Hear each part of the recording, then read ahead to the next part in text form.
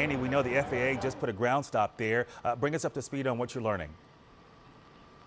Yeah, Gray, that ground stop now in effect specifically because of what happened, because of that plane crash. Like you said, we're just learning details about what type of plane. We know that this is a Learjet, that this was a service mission, rather. It is a medical jet, if you will. So what we're hearing now, though, is we're starting to learn that there were more people on board. I am now hearing from multiple sources that it's up to 6 people that were on that plane. Now, when you look at a number of those apps that they have, those flight tracker, there's a couple different types, you can actually see the plane when it took off and how short of a time that it was actually in the air. It looks like it maybe was only in the air for about 6 minutes. And, you know, when you're in the air, Cottman and the Boulevard is not too far away from where the Northeast Airport is. So at this point, I can tell you too, and some of the people we're talking to here, is that the conditions for flying seem foggy and rainy, even just before 6 p.m. It appears that this flight took off around 6:06 from Northeast Airport. I can tell you that Philadelphia police are here.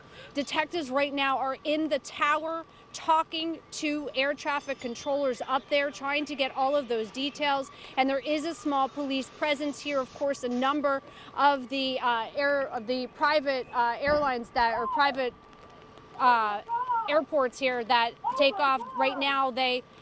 Right now, they have people that were waiting for flights that have gone home because of the ground stop as well. So at this point, it is quiet at Northeast Airport, eerily quiet. But again, we're still learning more about that information. When you talk about those medic jets, they could be for a variety of reasons. It could be because they're transporting something important, such as organs, if somebody needs a transplant, or it could be to actually transport a patient and taking that patient to get medical care that maybe they couldn't get in this area. And like you said, it appears that this plane was headed for Springfield, Missouri. Again, the nuts and bolts that we're getting at this point is that the flight took off at 6:06 here from Northeast Airport. It looks like it was only in the air for a matter of minutes before crashing around Cottman and the Boulevard, which of course is an incredibly busy area. You're seeing those images come in. There's so much at that intersection between the mall, between the Boulevard. There's just so much going on. It's probably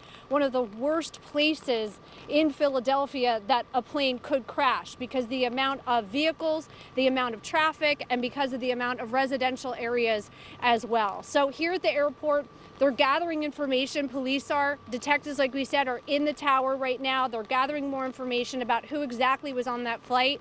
We're hoping to learn more information, but what I'm getting now is I'm hearing from multiple sources it was possibly up to 6 people that were on that flight, which makes this even more tragic, and even more tragic when you think if they were going somewhere to be treated medically as well. That just makes this all the more sad. So at this point, that's what we're seeing at Northeast Airport. Again, the ground stop still continues here, and at this point, employees inside aren't saying much, but they're still gathering information too and staying abreast to what the FAA is telling them right now.